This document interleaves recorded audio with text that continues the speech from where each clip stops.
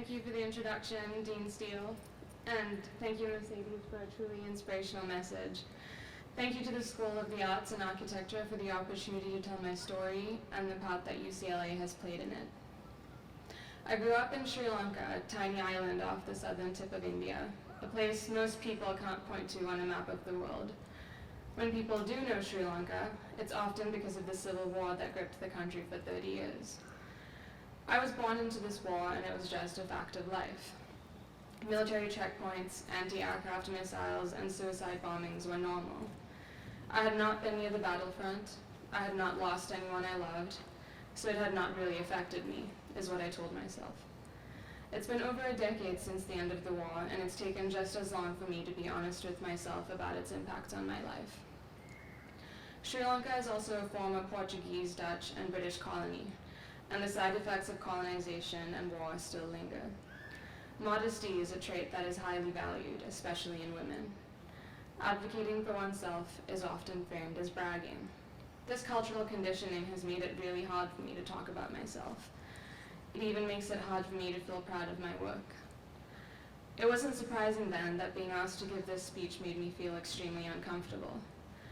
It was surprising, however, that it was also extremely empowering. Much of what I'm about to say I would not have been able to articulate had it not been for this, so thank you for asking me to speak. I grew up in a house with almost no walls, a house that was open to the elements and unconditioned, as many homes in Sri Lanka are. When it rained inside too. A window is simply the absence of a wall. In the West, a house without walls is generally called a pavilion and not a home. Sri Lanka is a place that has a deep reverence for its architects and architecture. Architects like Manetta Silva and Geoffrey Bawa are well-loved household names. So when I arrived in the United States, I was surprised that many aspects of what I knew as architecture were not discussed in my undergraduate education, nor in my core curriculum classes at UCLA. The architectural history of Sri Lanka was not within my architectural survey course, and Sri Lankan architects and buildings were not used as precedent studies in my design studios. Of course, I was eager to learn about things I didn't know, but in retrospect, it was extremely destabilizing to realize the history and culture of the place I'm from, that is so much a part of who I am, was not part of my architecture education, not part of the Western canon. Last fall, my studio partner and I were asked to study and present the work of a lesser-known photographer of our choice. I immediately thought of Lionel Wendt, a Sri Lankan photographer from the early 1900s, but decided against bringing his work into the conversation. Why would I choose to present his work, I thought to myself, because he's Sri Lankan? It felt too personal, and therefore not legitimate. Ultimately, a main critique of our presentation was that we had not focused on someone outside the Western school of thought, even when given the opportunity to do so. It dawned on me then that I had somehow renounced my culture and background of not worthy of discussion in a Western academic setting.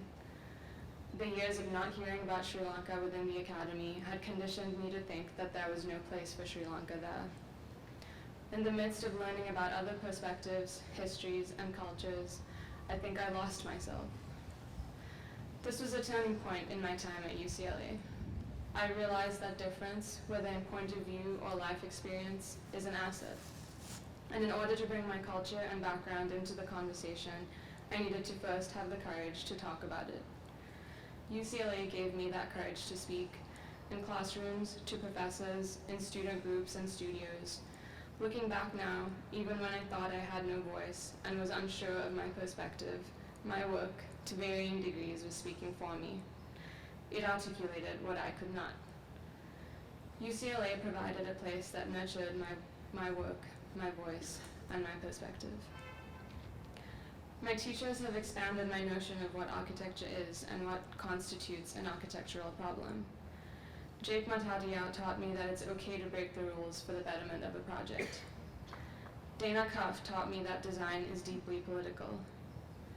Neil Denari taught me to critique my own work and thereby destabilize the traditional expert-learner dynamic. Nathan Su taught me the political, social, and environmental implications of the quotidian and how to represent them through animation. Michael Osmond taught me to be critical of the curriculum. Pratibha Khan taught me that sometimes you have to break it in order to make it better. Jason Payne taught me the importance of learning from other disciplines. Yara Fegali taught me that you can teach yourself anything, and that who you are and where you're from is part of your work. Kutan Ayata taught me the importance of home. My classmates showed me that there is not one singular way to navigate architecture school, and that all paths are valid. One of you inspired me to stick with a problem, even when others find it too obscure. Another to weather critiques with humility and openness. I remember the day one of you inspired me to ask questions.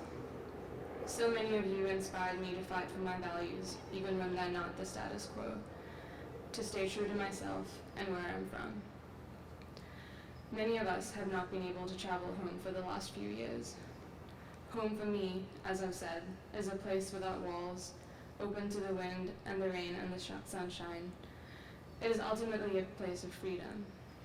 UCLA has, for me, become such a place of intellectual freedom and community, a place without walls, and yes, a home.